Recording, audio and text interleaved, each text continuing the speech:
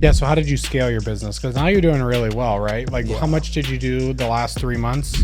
Yeah, so quarter one of 2024, we did 320,000 in revenue. Damn. So okay, so you're paying $3,000 a quarter. That's Mm-hmm. $1,000 a month for data. You're spending $3,000 on Facebook, $6,000 a month about. Give so or that's take. $16,000 a quarter to make Mm-hmm. $300,000. That's a pretty good ROAS. It's a pretty good ROAS. Yeah. How are you doing that? Um, Bryan from San Antonio. How's it going, baby? good. How are you, brother? Excited to have you on the podcast, brother. Nice. I've literally seen you, scale your business from doing a couple of deals to blowing up. So before we get into how you scaled your business, can you give us like a quick backstory on you and your journey into real estate? Yeah, man, for sure. Born and raised in San Antonio, and got into real estate full time last year when I joined the Wealthy Investor Program. There we go. Heard about it through YouTube and social medias, so Yo. super crucial to be on socials. And yeah, man, I mean, I feel like what I've been through is like what, most guys or girls go through, I think, that go into real estate. Like you kind of hear about it online, Yeah. you look into it some more, then you find somebody that's going to help to guide you through the way, and then you get to where I'm at now, I Yeah. think. But you got in young. How old were you when you got in? So I was 24. Okay, 24. And were you a realtor at first, or you went straight into flipping and wholesaling? No, I went right into just doing wholesaling. Yeah. Got it. And then like, how did you learn about wholesaling? So before that, I actually watched a show that, most guys watch, or y'all have heard of. It's called Bigger Pockets. Oh, And yeah, I think we all kind of go down that yeah, hole. yeah. But I thought that the way to wealth was to buy one rental per year and just, wait 10 to 20 years until Yeah. you can make some money on it. 100%.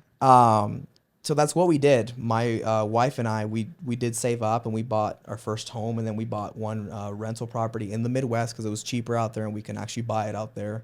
Oh, okay. And we tried the whole landlording thing for a few. Wasn't the best. I mean, the first few months were great. We did cash flow, and then things went wrong. Things break. Folks just quit paying, and now you're just kind of left with a home that's not really bringing you much of cash into it. Or Where'd you anything. buy? I bought it in Cleveland, Ohio. Oh, okay. Yeah, a lot of people would do that. Yeah. And what were you doing for work before real estate? Yeah, so I worked at a truck outfitting shop in Austin. I was doing like sales, and I was going to college full time. And Yeah. my wife was the one that was the main breadwinner at the time. Oh, okay. Yeah, she Got was it. a kindergarten teacher for a local place back And she home. was making more money than you? Oh yeah, for sure. And I was home with our kids at the time, so I would take care Oh. of them full time, and she Yeah. would go work full time while I Got was in it. college as well at the same time. Okay, so you heard about Bigger Pockets, you heard about buying rental properties, and then what made you get into flipping and wholesaling? Well, I think whenever we were going through that little rough patch where, those folks that we did rent to, like they quit paying rent and that kind of sucked. Yeah. I was like, dude, like, how am I going to do this for 10 to, like just like 10 more years down the road? Like this makes no sense. Yeah. I'm too young to wait that long to get wealthy. Right? Yeah. And so I think that's where I just started to hear about how to flip or how to do wholesaling, and it's more like faster cash, right? Yeah. And that's when I saw Ryan on YouTube, and I saw some other guys on there. I feel like I really, really got closer to him from just, watching his videos, just because of the fact that, faith is a big thing in my life too. Yeah. And I think from there is where I kind of learned about it. And I tried to get more into it. Oh, So really? just trying to watch more videos and Yeah. get more educated on it. Yeah. Got it. Okay. So then like walk me through your first deal. Jeez, dude. My first deal was in Cleveland, Ohio. It was a wholesale deal that I got paid outside of escrow on. Okay. Yeah, so let's get into that, right? So I got this deal. I found this lead on Facebook. It was Okay. on this like Facebook group, and some guy was like, "Hey, I own this one, rental. I don't want it. I'm trying to get rid of it. Does somebody want it?" So I was like, "Let me just DM the guy. Let's see what's Yeah. up." And we were just we just talked a little bit. He said what he was gonna ask for. I think it was, I don't know. I think it was like probably like 50 grand or something at the time. Yeah. And I said, yeah, like, let's go ahead and do it. Not Yeah. really knowing if I was going to, close on it or get somebody for it. I was just like, Oh yeah, boy. let's just try it, dude. Typical wholesaler. Yeah, yeah. I mean, Yeah. yeah, that's just how it is when you're first, coming up. So I got the deal inked up. We signed it. And I was like, nice. Now I'm going to go sell it. I'm going to go Yeah. back into that same Facebook group Oh and try to boy. go sell it to somebody else. Yeah. And I found some guy, I'm not going to name drop, but I found some guy that had a big franchise. I'm not going to say the name of the franchise either. He was like, dude, I have Is it an end Ryan with buyer. Shmoo Western? No, no. He was like, dude, I have an end buyer for this deal. We can Okay. JV it. And I'm just like, Typical oh, wholesaler. yeah. I'm like, thank God. Yeah, dude, like, let's just do it. Let's just Yeah. JV it. Yeah. So he had said that his end buyer, I think, was like 55. So we're going to make 5K. Yeah. That's what he said, right? At the end, he closed. I didn't know when they closed. I would like try to call him like, hey, dude, how's it going with it? How's it going with the ghost? Like, I wouldn't hear back from him at Yeah. all. And then I found out calling the title where I had it filed at, or sorry, where he had it filed at, and they told me that they closed already. And I said, oh, okay, well, when are you going to mail me my check, or like, how do I get paid? Oh. And they said, well, what do you mean you're not on this HUD? And I was like, well, yeah, me and this guy Yeah. were JVing the deal. We wrote it up. We signed a JV that he sent to me, and we were gonna JV it. He, we're the fee was 5K, so I was gonna get half. He was gonna get half. Yeah. Well, come to find out, they did the whole, closing. He got paid out, and then I tried to call him, and he did pick up one day, and I was so mad on the phone. I was like, dude, why'd you do this? Like, Yeah. And he was like, yeah, so at the very end, just, we didn't sell it for that price point. We sold it for just 1K as an assignment fee. So I can give you half of that. So I give you $500. Yeah. And I was like, okay. I mean, dude, I think he like lied about the whole thing. Yeah. I think they probably sold it for that, if not more. He just said, yeah, we, did sell it for like 51. So it's a 1K fee. So I'm going to give you half of that. Yeah. And like, hey, what's your Cash App? And I was like, here's my Cash App. And he sent me the $500. And that was my Damn. first ever deal. How much did you know how much he originally assigned it for? No, not at all. But here's how I knew that he did sell it and all that. He one time, I don't know how I was trying to get to him, and I was trying to ask him about it to send me something like that they closed. And I think he sent me like the assignment out to the end buyer. I think it was at the full 5K. So I think it was like a full 5. Got it. Yeah, I think it was a full 5. Yeah. Which isn't much now, but it's like, that was my first deal, dude. And like, that really sucked. Were you pumped though that you had $500? Yes and no. Yes, because I was like, dude, like this can, really work, right? Yeah. But no, because I was like, dude, I just got cut out like bad. Yeah. Yeah. Yeah. So when I was a realtor, and I started getting into the investing space. I met this old guy at my brokerage. So I'm a realtor, met an older realtor that was flipping houses, right? And I was like, dude, I really want to learn, blah, blah, blah, blah, blah. Like, teach me. He was like, all right, you're good at cold calling. Cold call these NODs, give them this pitch. I'll go out there, we'll close them together, and then we'll split the profits 50-50. I was like, beautiful, let's do it. So at the time, that wasn't very popular. So I did it, and I think in the first 30 days, I got like 4 contracts, right? Wow. Got 4 contracts. We closed on one to flip it. We're like in the middle of the other 3.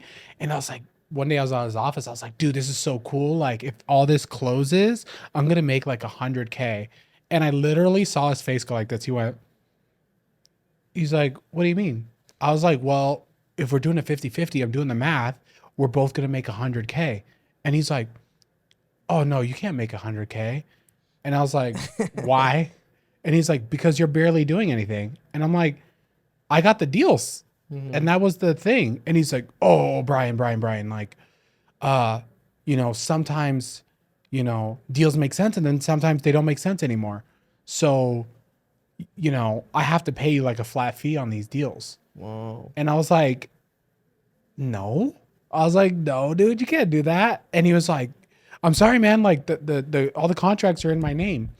And I was like, okay. Like I literally had nothing in writing and I couldn't do anything. So I was like, okay, like sure.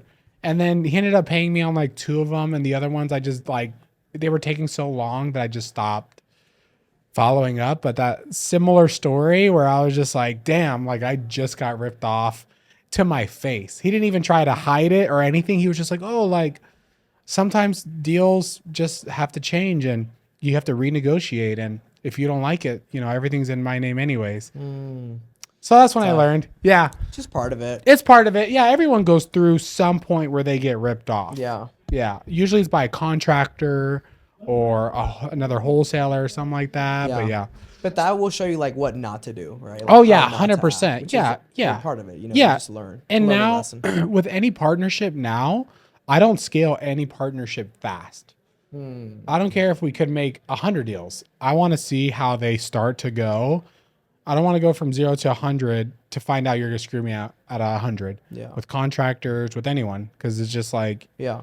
anything could happen. So you got your first deal, you made 100, you made 500 bucks. $500. So that's not too bad. It's like passive income, almost like a rental Yeah. property. Passive income. And then what happened after that? Dude, we just kept doing cold calling and we just try to get into it and just try to talk to more sellers. Cause then, so that was through Facebook, right? And then from there I said, okay, well, I learned that you could pull your own lists, get your list, get your dialer and just start cold calling.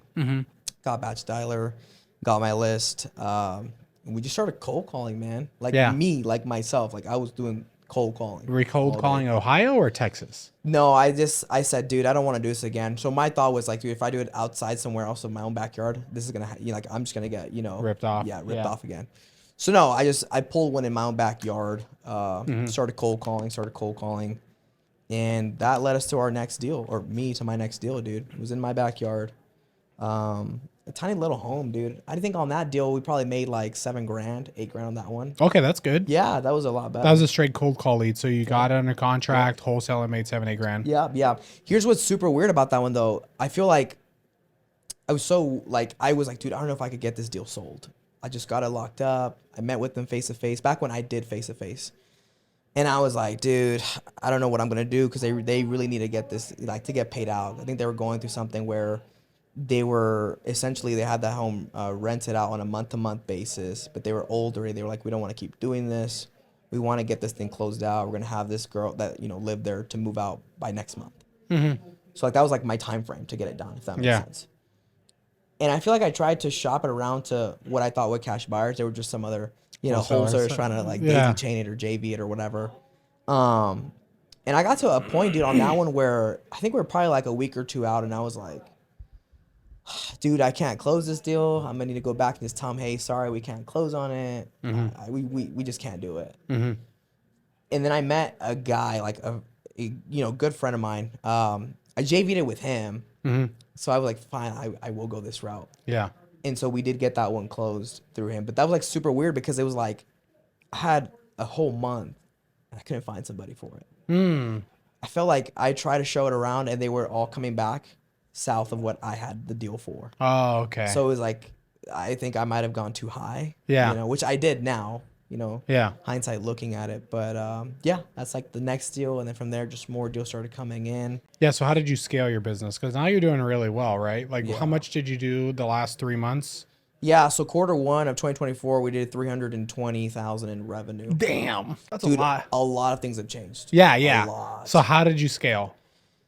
Okay. So when I joined here, what I learned most from here, what I got the most from here was those friendships that I built. Yeah.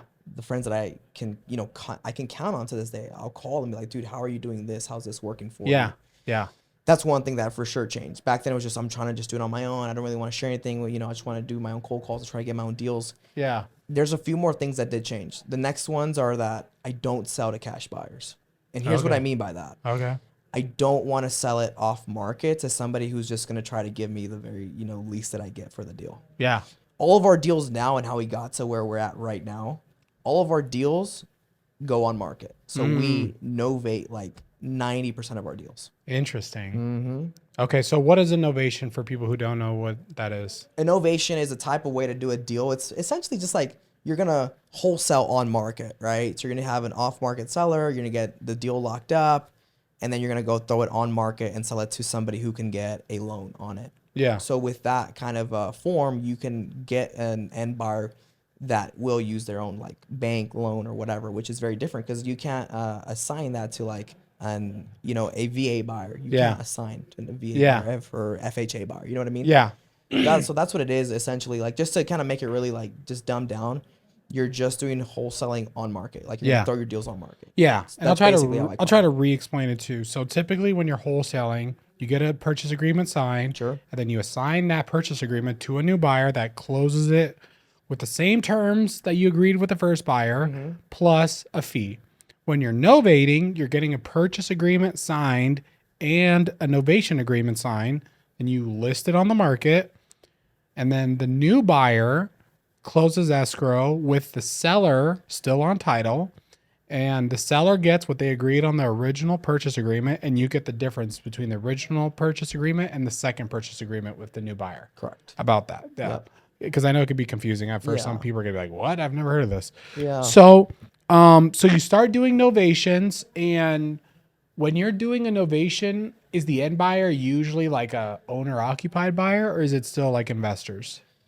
We've had both. We've had them more where they're gonna be fix and flippers, but they're the ones that don't buy off market from wholesalers. Like they'll go Okay. on market. Yeah. So we've done them where they'll come in with hard money. And I'm Yeah. like, okay, cool. Yeah, It's already like on still market. fast close. But what I like about it too is the fact that like you're on market, so you're gonna have more eyeballs on it, which means that like from our fees back then being 12K, they've gone up to like 25K. Okay, so you Just doubled from your throwing fees. them on market. Yeah. Yeah, got it. Super sweet. Got it. And then you said you did $300,000 to the last 90 300. days. Yep, correct. 300 and what? What were you saying? 320. 320,000. You got that 20 in Yeah, there. you don't want to leave out that 20. Yeah. What, I guess, like, how are you getting these deals? So we're doing Facebook ads. Really? Yeah. Nationwide or just in Texas? I call it nationwide, but it's really like in 145 counties. Oh, okay. So it's not really nationwide, but I just call it It's just in nationwide. most of It's the more- counties. Most of the counties that have 500,000 in Oh, really? population or more. Is there any, so are you in every state? No. No? not- What states are you in? I'm in Are you in a lot of them? Texas. Yeah, I'm in like most of like the sunny areas, like down south, Yeah. Georgia, Texas, Florida, Oh, wow. sunny places. yeah. Okay, so you're doing Facebook ads. How much are you spending on Facebook ads? Right now, I think last we checked, like for the month right now, from April 1st until now, I think we're about 3,000 in, 2,500 bucks in. That's really nothing. No, it's not. $3,000. I It's spend not. that. I spend way more than that. Yeah. $3,000 a month on Facebook ads. That's the only marketing you're doing. No, we're doing texting too. That's Okay. in more like local markets. Got it. So we're sending about 50,000 text. A month. And how much does that cost? About 1,000, 1,200. $1,200. Smarter contact. Yeah. Okay, so like about $2,000. Where you get the data from? Kind. Skip Kind. tracing. Okay. Josh Chan. Okay. Great friend of mine. Shout out to Josh. Shout out to Josh, dude. Yeah. The cheapest cheapest skip data. tracing you could get. Hey, good Yeah, data though. yeah, It's yeah. not bad. Yeah, I it's like not bad. It's just Yeah. it's inexpensive. Cheap, Yeah. yeah. It's inexpensive. I shouldn't say cheap. It's great data. It's just inexpensive. Inexpensive, affordable Yeah, data. yeah. So, how much data do you have to buy a month typically? So I like to buy it 50,000. quarterly. I like to buy quarterly. I buy about 120,000 records quarterly. How much is that typically? Well, I can't say those prices that I get with Josh. I get a bit Josh, of a nicer I'm price. gonna call you now. Yeah, I mean, I don't think he'll mind. I think I pay like $3,000 for all of it. Okay, that's not bad. So like so like cheap. 2.5 cents. That's so cheap. Yeah. That's ridiculous. But that's just my deal though. Yeah, I mean it's not much more expensive. Yeah, I on know. kind, It's yeah. not. So okay, so you're paying $3,000 a quarter. That's Mm-hmm. $1,000 a month for data. You're spending $3,000 on Facebook, $2,000 on SMS. SMS. Uh-huh. So you're spending about $6,000 a month, about Give so or that's take. $16,000 a quarter to Mm-hmm. make $300,000. That's a pretty good ROAS. It's a pretty good ROAS. Yeah. How are you doing that? A few things that changed. Like I said, we don't sell it off market. We throw it on market. So it does kind of take longer to close. It's about 60 days out. Second thing from that, I have two lead managers, and they all day long will call through our CRM, cold, hot, and warm leads, and the new leads that come in. Yeah. and I just talk to those that are really, really hot. Those are Yeah. my calls Got it. to close them. Yeah, you're the main Yeah, I'm acquisitions. the main acquisition. And then who else do you have on your team? I have my admin. She's on the back end, so she will do admin work slash she'll put those homes on market and sell them on the back end. Okay, So kind she'll of like a dispo realtor admin. TC type of thing. Yeah, that's Got what it. she does. She does. Okay, Yeah, she does a few roles, I'd say. got it. And then who else you got? That's it. Damn. Me, So, two LMs, and then oh my her. That's gosh. four. So you can make 1.2 million this year with That's the two goal. people. Yes and no, because I did tell you, right? We're gonna bring on 2 full-time sales guys next week, Okay. but we Gotta be are. I careful. mean, the goal is to do 1.2, right? Yeah, you got to be careful though. You don't want them to Yeah, slow you no, down. I Yeah. don't want like a 10, 20 Yeah, man yeah. team, but I do want at least 5 or 6. Yeah, yeah. Well, I'm not saying like, oh, don't scale too fast, but Sure. don't make sure that they just don't slow you down. Yeah. So you yeah. gotta like, Yeah, do it because right. then I mean, like, why do you want to make 1.2 if you're gonna, net out 100K? Like, Yeah, that sucks. yeah. You know? Or you could go from making 300 to 150 because you're just wrapped up in like dealing Yeah. with these salespeople that aren't producing. So yeah, that's, Yeah, but one thing that I did learn from you guys too, which is to write out, SOPs, dude. Yeah. When you bring them on, so you're not too wrapped in there. Yes, you're gonna be with them while you train them. yeah, But you want to have those things in writing so they can read it over. You want to have Loom videos so they can watch how to do certain things. listen to calls. Yeah, it's all Yeah. part of it, so that you're not so wrapped in on that. You keep Yeah. going. What about like, are they local to you or are they virtual? They're virtual, but they are US based. Okay, got it. So you're gonna have to do daily trainings. You're gonna have to do call recordings. Yep. You might be Daily better huddles. off. Yeah. You might be better off too having them start by setting. You know what I'm saying? So they're Yeah. not closing at first. They're just Correct. calling warm Just to leads. train up. Yeah, just to train For up. sure. Yeah, because I've seen it over and over again where they're like, "Oh, this guy's a closer, sucks," and then you wasted That's a gonna month. cost you Yeah, money. exactly. It's gonna cost you money and time and all that stuff. So Yeah. that's good. I guess like so. It sounds like you got it all figured out.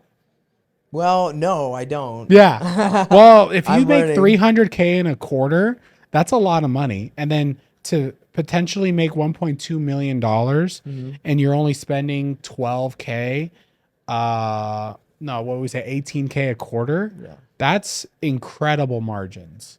That's incredible margins. I guess like what are some of your current like struggles in your business, I guess? I think one thing is to learn how to like delegate more. Sometimes I try to take on more roles than what I should do, right? And I'm like, no, guys, but it's this way. Okay, well, I'm gonna get on the phone so I can show you guys. Okay, let's just, And I don't think I should be doing that. Yeah. I think I should learn how to trust them and just let them do their own thing. But I don't want them to fail and then cost us more money or whatever. But But it's I only guess- you and one other person. Is she local to you? Yes, but she's in Fort Worth, so she's U.S. based, but she's not. Oh, okay. Yeah. Got it. But it's just you and one other person, right? There's no one else that's yeah. Got it. Okay. And I guess like what else has been like a struggle? Tracking for sure. Since Yeah. we talked about since last time, I have KPIs. gotten better at it. Yeah. But I'm not like where I need to be at. Got it. Yeah, so I'm trying to do a lot. I'm trying to do better on that for sure. So tracking, delegating. What brings in more, Facebook or texting? I'd say Facebook. Yeah. Okay, Facebook. Yeah, Okay, got it. yeah. I mean, like right now, dude. Like we have a deal that's gonna close next week. It's in Alamogordo, New Mexico. I mean, I've never been there, right? Yeah. I think this lead cost us like $70. Dang. And we're gonna close it. We got it at 25. We're selling it at 50, so we're making 25K on that one. Yeah. Really So yeah, I think it's a good ROI for sure. interesting. Mm-hmm. What do you think as far as like, are you running your own ads or do you have an agency? No, we are doing our own ads, but I did pay somebody to set them up for us. He's a good friend of mine. He set them up for us, and so if I needed help, I'll pay him for like a one-on-one consult. Yeah. Where he'll kind of just show me how to do it or kind of help Yeah. out with it. But we do our own ads. Okay, that's interesting. Yeah. What do you think as far as when you're pitching these people, why wouldn't they just list it on the MLS instead of? It's a good question. I know, it's the I don't number know one why question. some folks do what they do, right? Like we don't know. I mean, I do ask them, why not just go on market, throw it on market. Yeah. I've heard a lot of things. I've heard I don't want to deal with those folks. I don't want to deal with, and I mean like with realtors. I don't want to deal with realtors. I don't want to pay them their 6%. Yeah, that yeah. might now be 3%. I don't know. Yeah, The whole yeah, NAR yeah. thing. Those Um, damn realtors. yeah, I mean, I've heard Shady. so many things, bro. Yeah. Like, I don't know why somebody wouldn't just do that on their own, right? Yeah. I think it all comes down to what they're, going through, right? Like, they're in a point where they're like, dude, I can't even think about that right now because of X, Y, and Z that I'm going through. I just want you to help me to take care of this. And I'm very upfront with them. So the way that we do our deals with them, I'll tell them right up front, just so you know, we're not your end buyers on this deal. Yeah. We're going to help you source an end buyer from our Rolodex, from our folks that we know. That's wild. And that could be on market or off market, okay? That's wild. And we're going to take care of your fees, Okay. okay? But we're not your end buyers. Got it? And we're going to take about 2 to 3 months to close. Okay. And when I tell them all this, it feels great, first off, because you don't need to lie about, You're honest. I'm the end buyer when you Yeah. know that you're not. Yeah. Yeah. Yeah. And That's why I hate wholesaling. yeah, and you're setting the right, expectations with them, right? Like, we're not going to close in 2 weeks, okay? So if you want to do that, I'm not your guy. Like, we're not the right fit. Yeah. And I think that's where it's a big difference, right? Like, we try to be very upfront with them and tell them these things, so that way during this whole process, it's going to be not as hard, right? Because if you're going to just lie and say, oh, I'm the end buyer, then, like, that's going to be hard whenever you're not, and then they find out and all things Yeah. happen. It gets awkward. Yeah, dude, it's just really awkward. And Yeah. I wouldn't recommend it. Yeah. Just be upfront. I'm not your end buyer, but I'm going to take care of you. Can you I guess walk us through the process of a novation from like A to Z? Yeah, yeah. Do you want to go as far back as to, like, on the call, like the Yeah, on the offer call, itself? everything. Yeah. So I like to anchor pitch. Okay. So what do I mean by that? Let's say that they want 200K for their home, and you look online, and Redfin says it's worth 220 or 200. Yeah. Okay, I'm gonna soft pitch them at half of that. I'm gonna tell them, hey, Mr. Seller, I know this little pocket, and I've seen that there's other cash buyers like ourselves that pay about 100 to 105 for homes that look just like yours. And what'd you say the ARV was? 200, let's just say. 200. It's 200, Okay, so 220, let's you just say. soft pitch at Half- 50. Half off, yeah. Savage. So what would you say if someone made you that offer right now? I'd be like pound sand and go to HEL double hockey sticks. So when so when I do ask, I'm just quiet. I'm like, just quiet, because there could be two things: go to hell, kick Yeah. rocks, Pound sand. or that's not too far off from where I kind of want to be at. Mmm. Do you think they might come up maybe 10K or 20? Gotcha. When I hear that, green lights go off in my head. I'm like, okay, here's the deal right here, buddy. Yeah. So once we go through that route and we kind of hear where they're at, Yeah. we know that first off, it's going to be a great deal, right? Let's say that they just want, 40K more. They're somewhere in that range, right? So then I just tell them at that point that the home didn't make sense for us as a cash offer due to the fact that we can't buy it that high.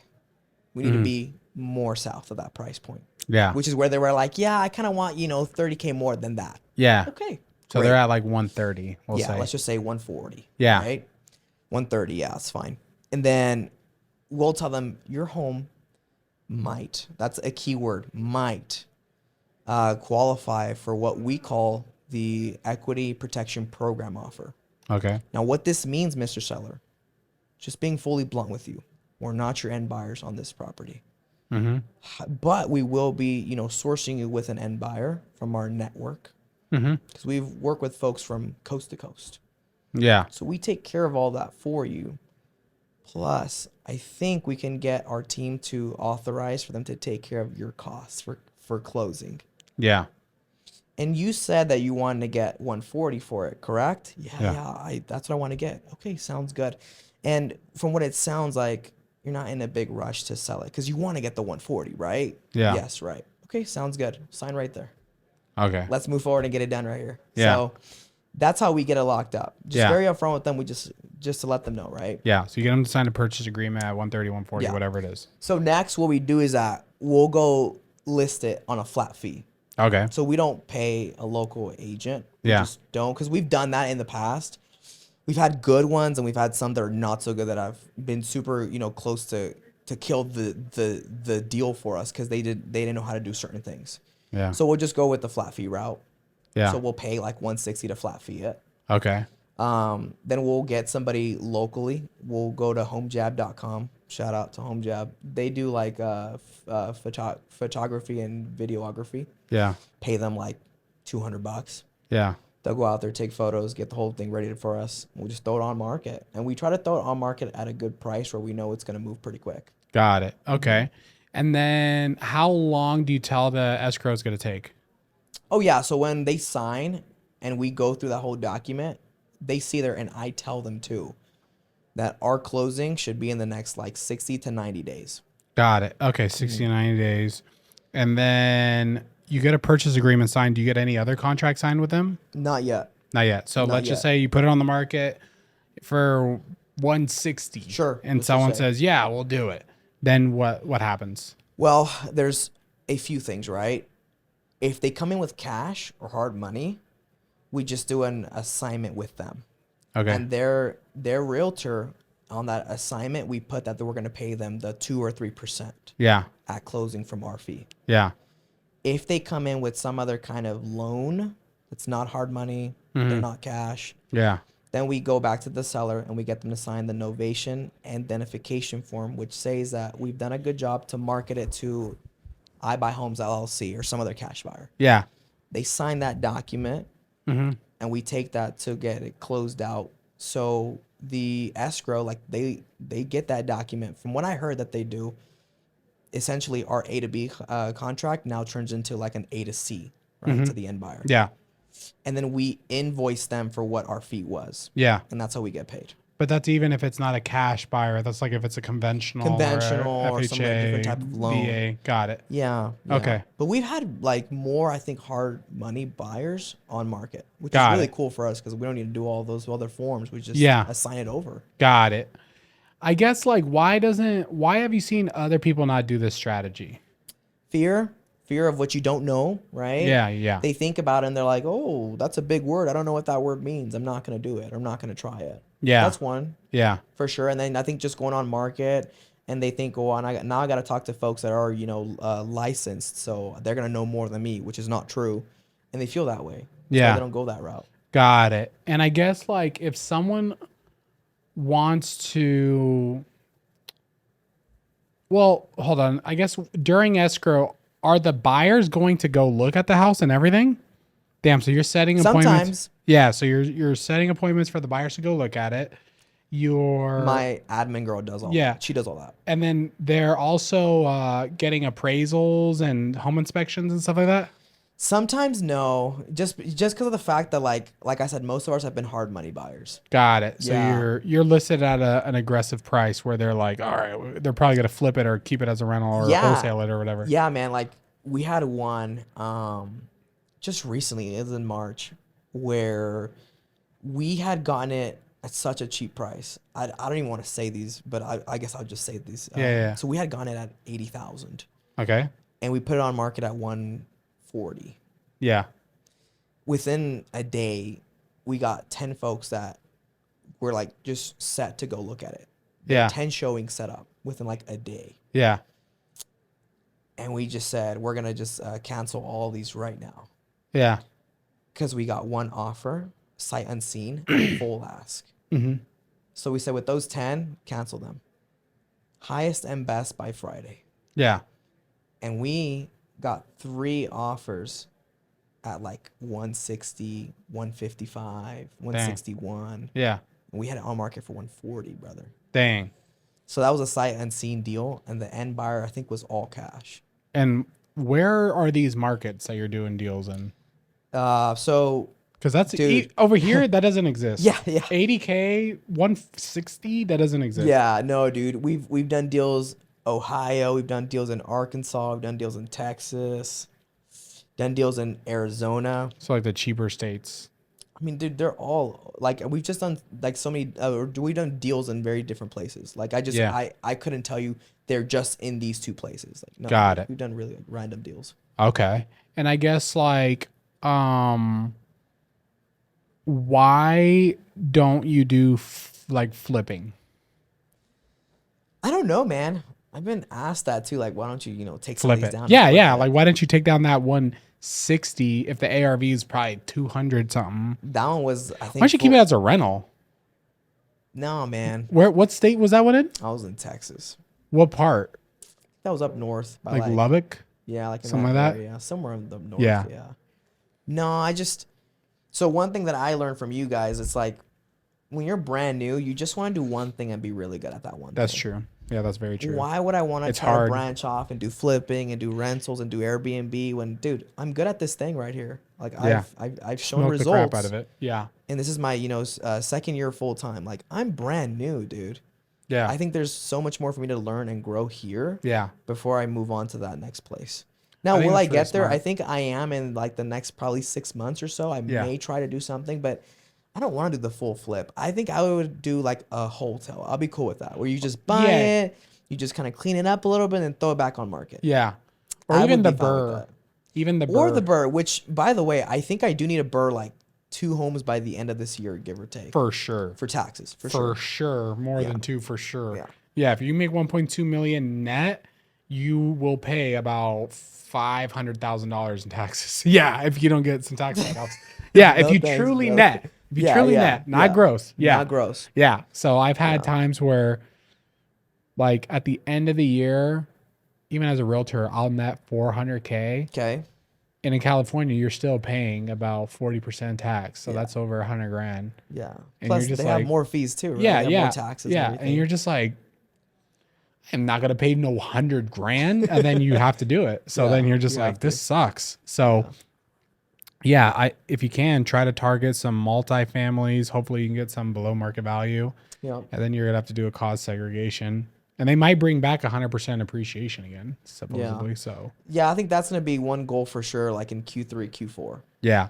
But Well, honestly, what you should do is be open to it now, okay. because I had the same mindset where I'm like, I'm not gonna worry about this till the fourth quarter, and then you end up buying some crappy ass deals Just to get the tax. yeah, just to get the tax write off. So you kind of have to be like, use your discernment. Like if you find something that's good, like F it, I'm gonna have to do it now because yeah, I've made that's a big mistake that I've made in my career where fourth quarter, like December, I'm buying like 5 houses and they're just end up being disasters because I'm just like, damn it, like I shouldn't have bought them. So yeah, I wouldn't wait. That's I'd crazy. kind of like wait until the right deal comes. Sure. Yeah, like that 80K deal.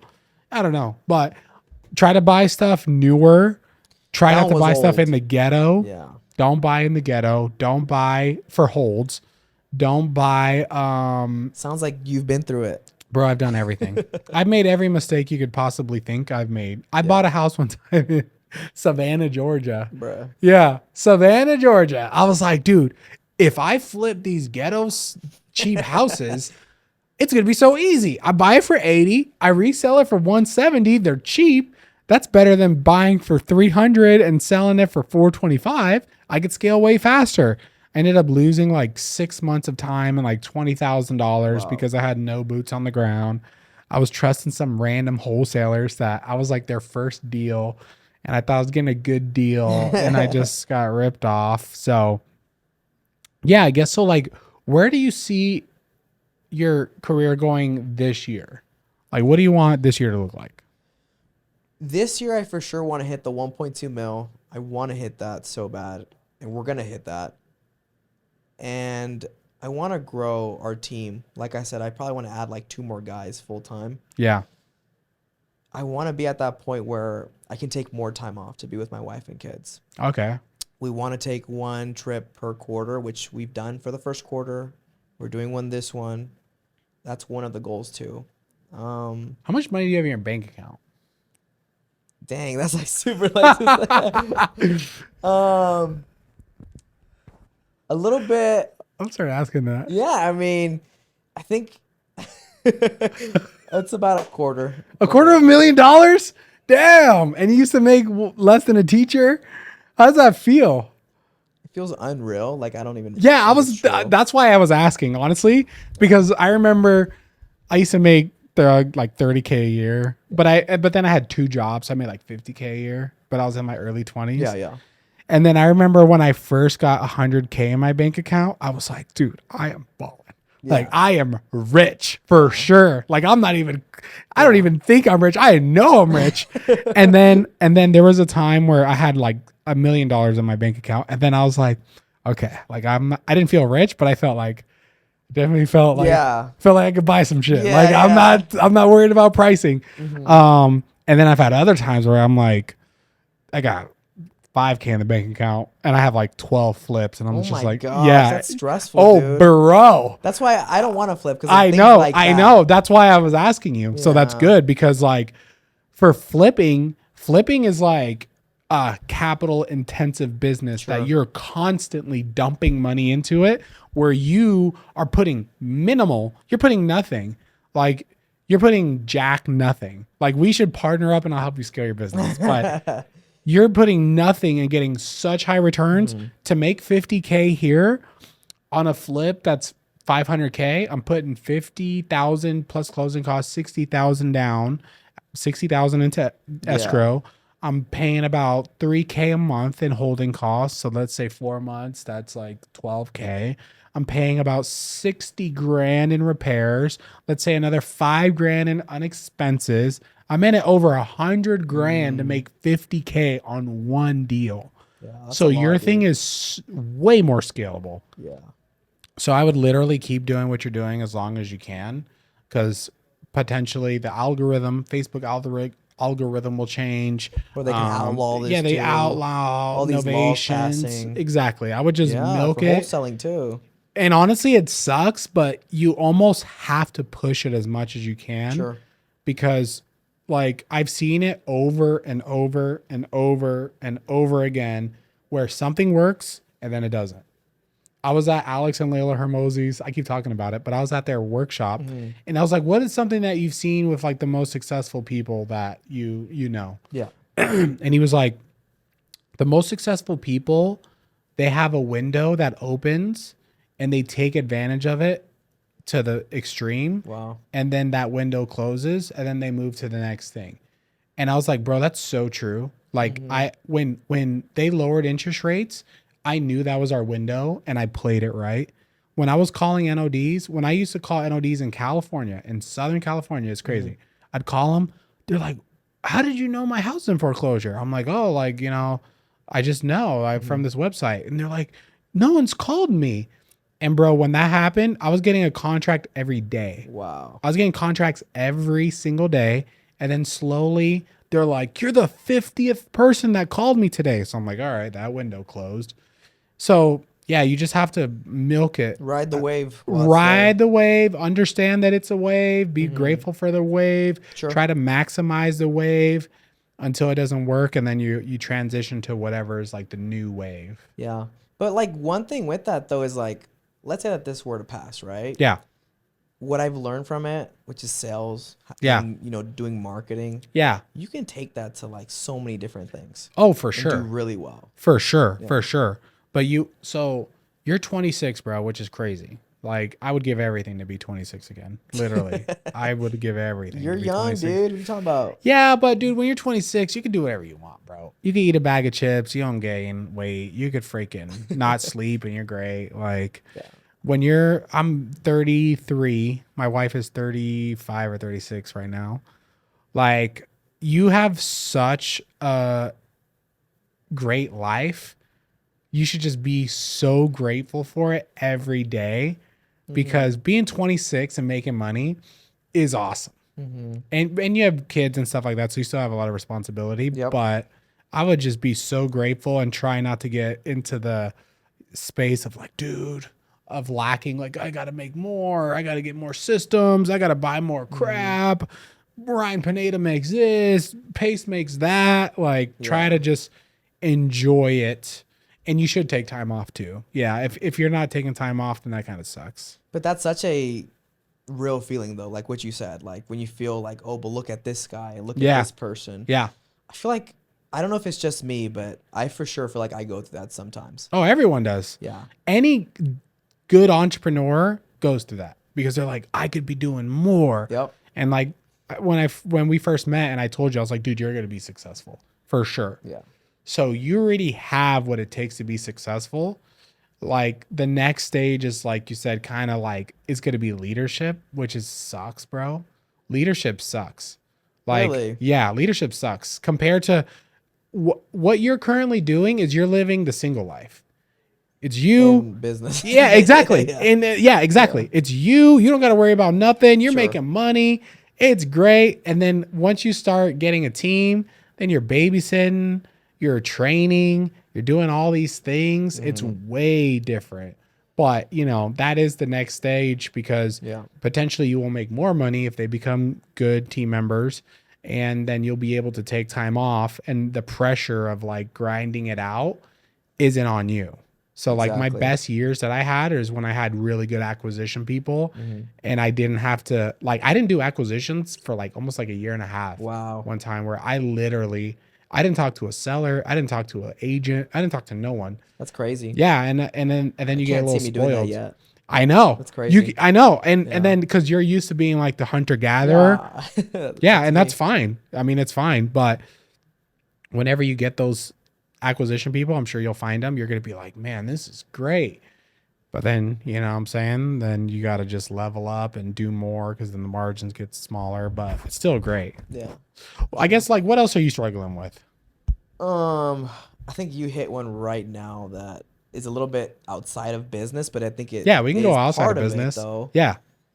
I guess it's like that doubt, right? Because like with what we just talked about, it still feels unreal to me, Yeah. right? Because you know, right? Like when you do this, like you can be like you said, one day you have 10K, and then the next day you're at Yeah. 200 grand or whatever. Yeah. And I think that fastness that you can get from point A to point B, that can make you feel like it's like unreal. Oh, yeah. So I think that's one thing that for sure I feel like on a day to day, like I need to talk myself into, like, dude, you're doing good, you're doing fine. Yeah. You don't suck like you say that you do. Oh, You're yeah. fine. You should. My presentation tomorrow is going to be about that. Okay. It's going to be 10:25, so you should be Yeah. there. But I could actually help you with that. Okay. You want me to help you? Here, I'll tell Sure. you. All right, here, I got you. Share with me some of your Brianna wisdom. Brianna probably already knows. It's not my wisdom. Okay, so Philippians 4:4. So it says this. It says, "Rejoice in the Lord always." I will say it again, rejoice. Let the gentleness be evident to all. The Lord is near.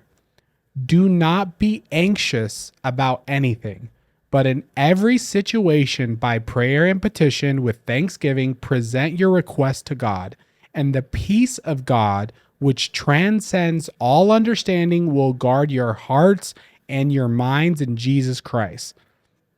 And then lower in Philippians 4, it says, I am not saying this because I am in need, for I have learned to be content whatever the circumstances. I know what it is to be in need, and I know what it is to have plenty.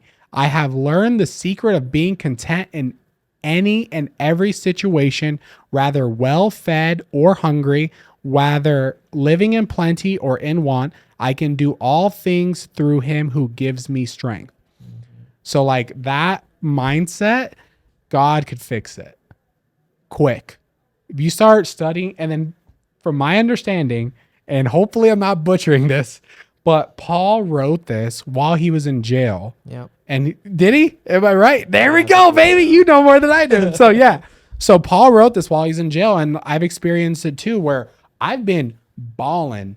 Have you seen me tell my story before? Were you at No. the last WealthCon? No, I wasn't. Oh my God. I'm going to tell my story tomorrow.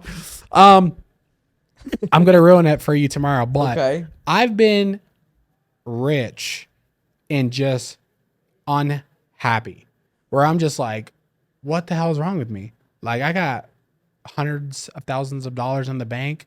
I'm like the top investor under 30 in my market, like for sure. Like, not even like, oh, maybe, like I'm literally number one.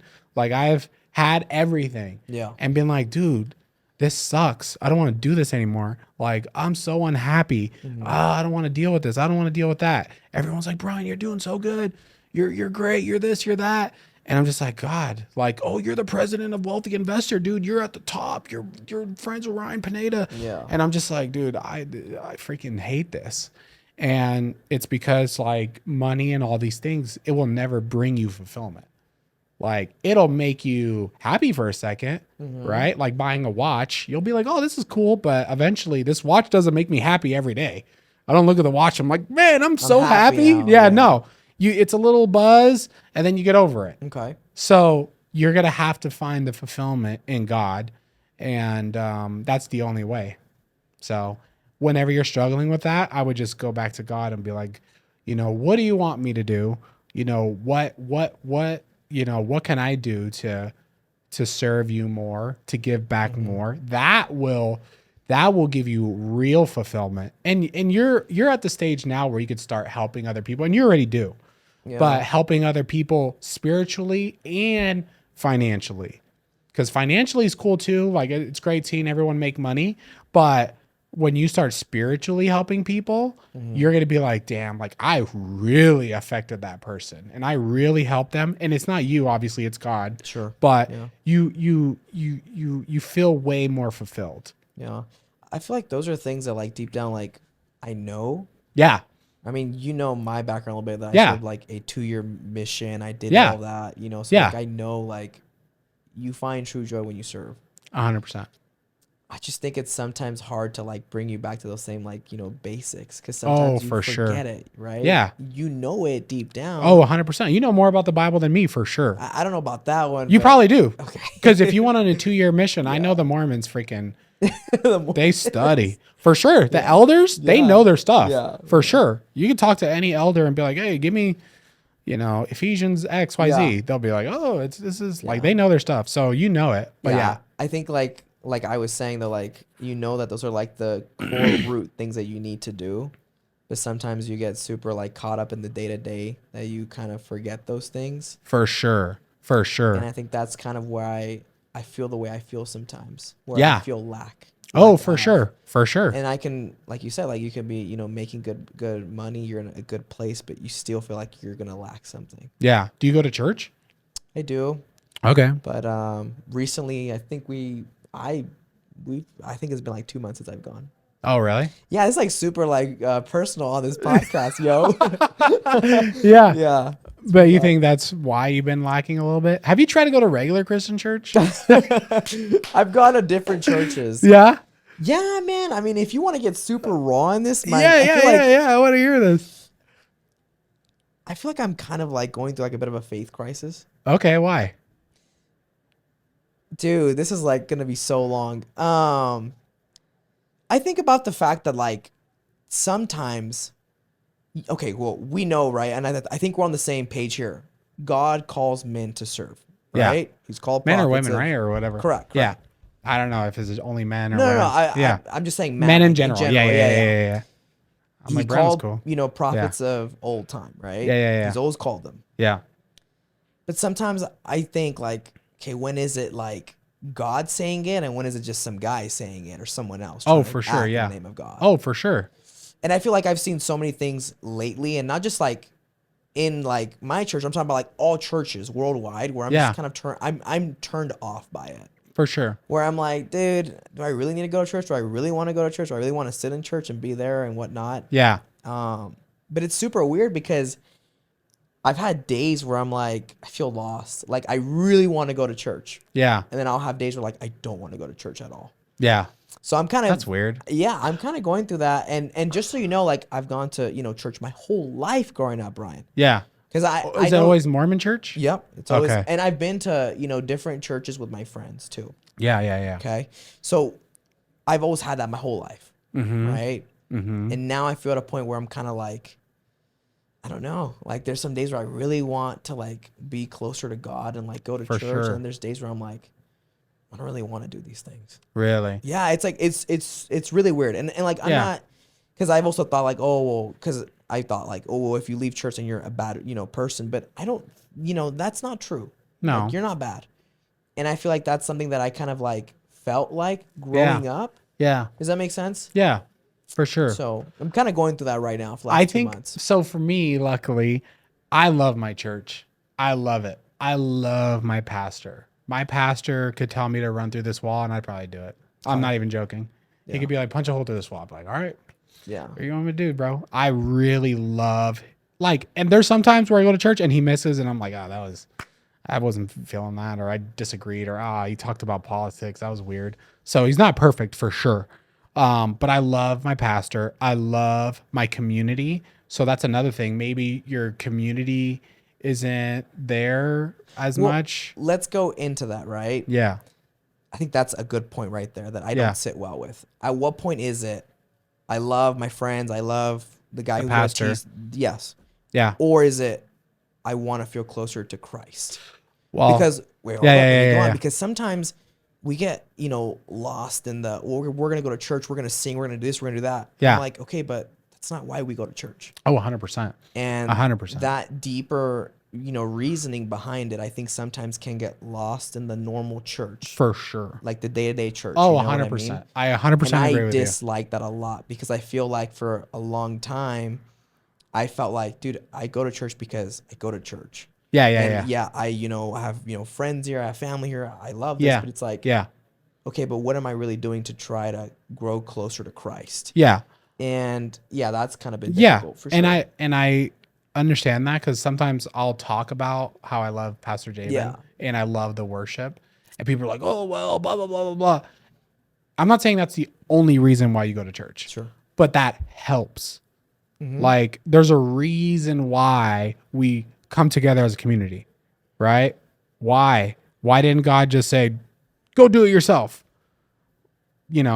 Why was there 12 disciples? Why wasn't Jesus by himself? Of course. Like, why is there man and woman? Why aren't we just we're meant to be together. So like, yeah, that shouldn't be the only reason you go to church, but I'm just saying those are helps. little things that help. When I'm struggling, I go to Chris and her man Smith, and I'm like, hey, I've been doubting recently. Like, I'm like, I don't know if I believe XYZ. Like, can you give me more context? I'm kind of struggling to, Yeah, you know what I'm yeah, saying? I Or, felt hey, that. I don't feel like da da da da. And that helped. That's why I was asking. Not Yeah. because, yeah, it's not, church is not high school, but like Some those folks treat things it that help. way. Yeah. And then like, I think for me, whenever I still struggle, obviously, right? Like, there's times where I'm like really in the Holy Spirit and I am really good and I'm joyful. And then there's other times where I'm like, dude, I just want to drink and eat chips and lay down. And I don't want to like, you know what I'm saying? Yeah, I don't yeah. want to be the holiest guy, Not or be I'm angry, or I feel like I'm lacking. Yeah. But I just try my hardest to be, grateful and in the word and stuff like that. Honestly, the thing that I struggled with the Mormons is I don't believe Joseph Smith. How have you like? That's something that I'm kind of going through right now myself. That's a big one right there too. Yeah, and I tried because I don't say I tried. I investigated Sure. because my wife is Mormon. Yep. And her father and mother are super Mormon. Yep. So I met the elders. I went, and I was just like, I just don't know if I believe in Joseph Smith. Yeah. And I believe in God. I believe in Jesus. Yeah. Everything Jesus taught, I agree with. Everything Joseph Smith taught, I just don't personally agree with. So, See, and here's one thing too, right? To kind of go into more depth on that one. oh boy, Think about this. this is right? going left. In- Sorry for all the real estate people. Yeah. Just next. No, don't next. video. Like this video and subscribe to the channel. We want the real ones only. Yeah, okay? I appreciate you if you're still here. Yeah. But go ahead. Okay. So in our faith, he's seen as a prophet, Yeah. right?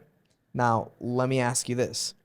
In old time, when God called men to be prophets, Yeah. were they all good? Were they all perfect? No. Can you name one that was like not the best, that did some things that weren't correct? Probably all of them. I can name a lot of them. Yeah. So I think about it like, okay, I feel that way too. Like what you just said, like, I don't know if I'm on board with all the things that he taught. Yeah. But then again, if we lived in that old time and we heard somebody from old time like said, hey, God told me to say this and that. I'm like, dude, I don't know if that's true or not. But he Like was Cam teaching Moses like and things like polygamy. that. Yeah. And do you know what else? There was a prophet or king named David who killed Goliath. Great guy. But then down the road, what did he do? What? He slept with the wife of one of those guys. I forgot the whole But thing. there's a about- difference between sinning and then telling people to do something. Okay, correct. But he did tell those troops whenever y'all go to war, go back so that way he can be killed. Uh-huh. That was bad. But he's And not saying God is telling you we to don't do know. this. We don't know if in that time he would have told those troops, hey, just so y'all know, I'm in charge. You know, God put me here. I have, this. We don't know, but he didn't. But Joseph Smith did marry 34 Yeah, some like 30 women, something some women. as young as 14. Sure, yeah. He did a whole bunch of stuff. Yeah. And And I then I hope, because I'm like, I hope that, I don't know, I just don't believe it. It sucks. Like, I tried. I investigated because I wanted to, my wife wanted me to marry her in the temple. okay. And I was like, I'm down. I don't care. I wasn't religious at the time. I was just I'll like, do I'll it. figure it out. And then I just couldn't. They're Yeah. like, okay, do you believe? You know how you have to confess? I was like, Okay. nah, I can't. But going back into that though, okay. Okay. Yeah, let's go somewhere deeper in that. Okay. David had, I think it was his father. Was it King Solomon? I have no idea. Was it Okay. King Solomon? Brianna? Yes, Okay. King Solomon. Okay. He had concubines, Okay. multiple girls. Okay. Okay. Yeah. He at the time was a man called of God. Uh-huh.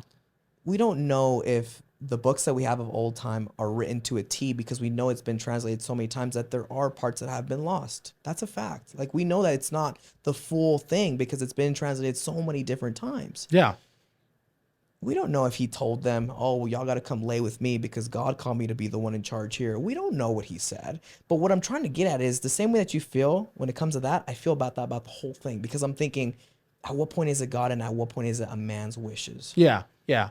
And look, wait, let's go into more. Okay. Okay. If, and this is Brianna, kind of I like might what need I you to think. hop in on this one. So it's like, all right. So I like, need backup, Brianna.